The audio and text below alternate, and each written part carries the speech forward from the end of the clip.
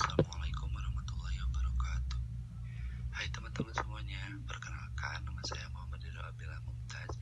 Saya berasal dari Prodi Pendidikan Agama Islam semester 2. Di sini saya akan sedikit menerangkan tentang usul fikih atau sharing kepada teman-teman semuanya untuk memenuhi tugas dari mata kuliah usul fikih. Pertama yaitu pengertian usul fikih. Menurut Profesor Dr. Haji Amir Syarifuddin dalam bukunya Usul Fikih halaman pertama, dia menerangkan bahwa fikih atau ilmu fikih sangat berkaitan dengan syariah karena fikih itu pada hakikatnya adalah jabaran praktis dari syariah. Secara etimologi berarti pemahaman yang mendalam dan membutuhkan pengarahan potensi akal. Dan yang kedua ada menurut Al-Amidi. Dia menerangkan bahwa usul fikih adalah dalil-dalil fikih dari segi penunjukannya kepada hukum-hukum syara sebagaimana orang-orang yang kompeten menetapkan hukum dari dalil-dalil secara global, bukan secara spesifik. Yang ketiga adalah menurut Abdul Hamid Hakim.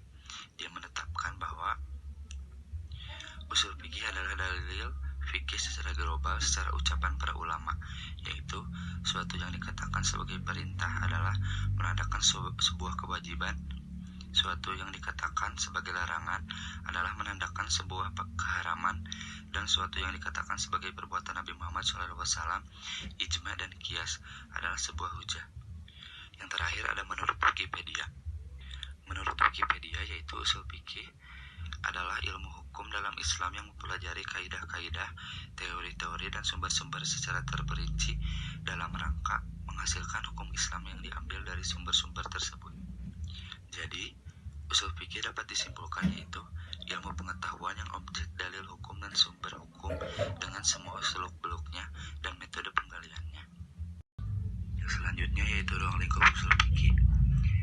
Menurut Adededi Rohayana pada bukunya Ilmu Usul Fikih halaman 10 pada tahun 2006, berdasarkan berbagai pemaparan di atas, terutama berbagai definisi yang dikemukakan oleh para ulama ahli ilmu usul fikih, dapat diketahui bahwa ruang lingkup kajian dari ilmu usul fikih secara global diantaranya yang pertama yaitu sumber dan dalil hukum dengan berbagai permasalahannya, yang kedua yaitu bagaimana memanfaatkan sumber dan dalil hukum tersebut, yang ketiga yaitu metode atau cara penggalian hukum dari sumber dan dalilnya, yang keempat yaitu syarat-syarat orang yang berwenang melakukan istinbat dengan berbagai permasalahannya.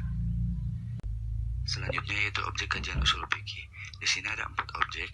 Yang pertama yaitu pembahasan tentang hukum syara dan yang berhubungan dengannya seperti hakim, mahkum bin, dan mahkum alaih.